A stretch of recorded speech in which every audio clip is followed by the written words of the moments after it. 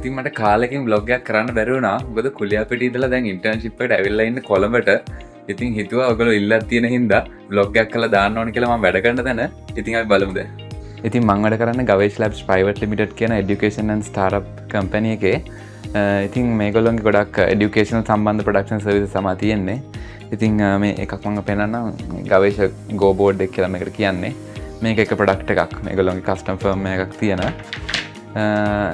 මෙහෙ ඉතින් ගොඩක් කරන්න තියෙන්නේ ප්‍රොඩක්ට් ඩිසයිනින්, ඒකේ තියෙන ඔය ප්‍රශ්න විසඳන්න, ඒ වගේ දේවල් ටිකක් තමයි තියෙන්නේ. ඉතින් මම මෙහෙ එන්න කලින්ම මේ කම්පැනිෙන් අහලා බැලුවා මෙහෙ iMac එහෙම නැද්ද කියලා. ඒකින් දැන් මම හිතන්නේ එකක් ආපු ගමම දුන්නා වලට පේනවා ඇති. දුන්නට පස්සේ ඇත්තටම මම සතියක් විතර පාවිච්චි කරන්නේ නැති. ඊට පස්සේ තේරුණා මේක නම් මේ හරියන වැඩක් නෙවෙයි. මේවා මේ ලස්සනට තියෙනවා මිසක් වැඩක් නම් කරගන්න හරි අමාරුයි කියලා. ඊට පස්සේ ටක් ගාලා ස්විච් කරන්න ඕන නා ආයෙත් Windows laptop එකට ඊට පස්සේ ආයෙ දුන්නා මේ ගේමින් ලැප් එකක්. මේ ඇත්තටම iMac වල මම නම් තේරෙන්නේ නැහැ කොහොමද සාමාන්‍ය කට්ටිය වැඩ කරන්න කියලා. 3D designing ඒ වගේ දේවල් නම් ඉතින් developments නම් ඉතින් හරිම අමාරුයි. ඔයාලා ඒකට iMac එකක් ගන්න හිතන් ඉන්නවා නම් ඉතින් ඔයාලට තෙරුවන් සරණයි ඇත්තටම. මේ වීඩියෝ එක මම ඇත්තටම කරන්න හිතුවේ ඔයගොල්ලෝ ඉන්ටර්න්ෂිප් හරි නැත්නම් පස්සේ ජොබ් එකකට හරි යද්දී දැන් මම නම් ඉන්නේ ටෙක්නොලොජි ෆීල්ඩ් එකේ නේ, ටෙක්නොලොජි ස්ට්‍රීම් එකෙන් තමයි කරේ. ටෙක්නොලොජි කරා කියලා එහෙම ටිකක් අමුතු එකක් වෙනවා නිකන්. ඒක නිකන් හරි නෑ වගේ, එහෙම ජොබ් නෑ වගේ එකක් හිතන් ඉන්නවා නම් ඇත්තටම එහෙම එකක් නැහැ. දැන් මම වැඩ කරන තැන අනික් කට්ටිය ඔක්කොම මේ මොරටු එන්ජිනියර්ස්ලා. එහෙම ඉතින් වෙනසක් කියලා ඒ දකින්නේ අපේ හිතවලම විතරයි තියෙන්නේ මට නම් පේන විදිහට. වාට ස්කිල් එක තියෙනවා නම් ඇත්තටම ඔපචුනිටිස් තියෙනවා. ඒගොල්ලෝ දෙන ලෑස්ති වාට ඉදේ කරන්න පුළුවන් නම් වාට ජොබ් එක ඔෆර් කරන්න මේ කම්පැනිස් ලෑස්ති. ඉතින් ඊට අමතරව මම කියන්න හිතුවේ සාමාන්‍ය ජොබ් එකක් ඔයා හිතන්නකෝ පටන් ගන්න අවුරුදු 26න් කියලා කියමුකෝ.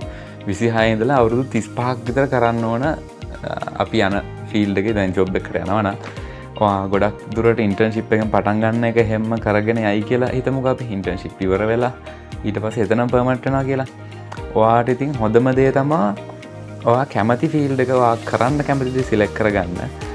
සමහර මගේ යාළුවෝ ගොඩක් කට්ටිය ඉන්නවා. ඒගොල්ලෝ ජොබ් වලට ගිහිල්ලා තියෙනවා නිකන් එක්ක කම්පැනි එක ලොකු හින්දා වගේ නිකන් පඩියක් කවදා හරි හම්බෙයි වගේ කියලා හිතාගෙන සමහර කට්ටිය ගිහින් ඉන්නවා. ඒ ෆීල්ඩ් එකට කැමතිත් නැහැ.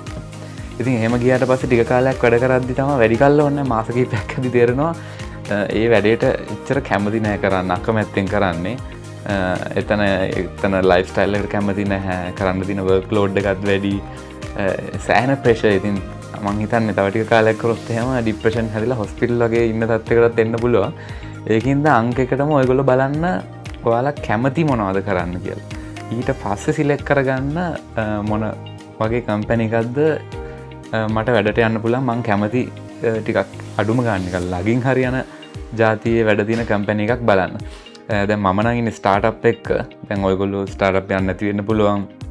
ටිකක් එස්ටැබ්ලිෂ් කම්පැනි එකකට යන්න පුළුවන්. ස්ටාර්ට්අප් වල තියෙන මේන් ඇඩ්වාන්ටේජ් එක තමයි කම්පැනි එක ස්කේල් අප් වෙන්න පුළුවන් ගොඩක්. දැන් හිතන්න ටිකක් ලොකු කම්පැනියක් ගත්තොත් ඒක නිකන් 10x කියන්නේ 10 ගුණයකින් ස්කේල් වෙන්න තියෙන chance එක ඉතින් හරිම අඩුයින. එක මිරකල් එකක් වගේනේ. ඒ වුණාට ස්ටාර්ට්අප් නම් ටිකක් ඉක්මනට ස්කේල් අප් වෙන්න පුළුවන්. එතකොට ඔයා නිකන් ස්ටාර්ට්අප් එකක ඉන්නවා නම් ස්කේල් අප් වුණාම ඔයා ගොඩක් ලොකු පොසිෂන් එකක ඉන්නේ. ඒක ඉතින් එහෙම වෙන්නත් පුළුවන්, නොවෙන්නත් පුළුවන්. දෙපැත්තක් තියෙනවා. එතකොට ඒක ගැන පොඩ්ඩක් ඔයාම හිතලා තීරණයක් ගන්න ඕන. ආය මේ කට්ටිය අහලා තිබ්බා මගෙන් මේ ඉංග්ලිෂ් ගැන.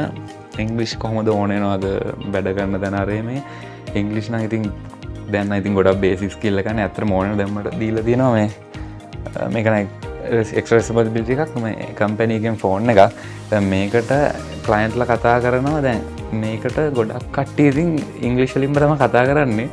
ඉතින් සිංහලෙන් කතා කරන්න. ඉතින් ඒ වගේ වෙලාවකට ඔයාට ඉංග්‍රීසි ඉතින් අනිවාර්යෙන් ඕන වෙනවා. මොකද ඔයාට එයා කතා කරද්දි ඉතින් මොකක් කර ඇහුවොත් එහෙම hello is this Gavesh Lab, can I know about this product කියලා ඔයාට ඉතින් කියන්න බෑ. අනේ මහත්තයෝ මට ඉංග්‍රීසි නම් බෑ එහෙම කියන්න බැරි හින්දා.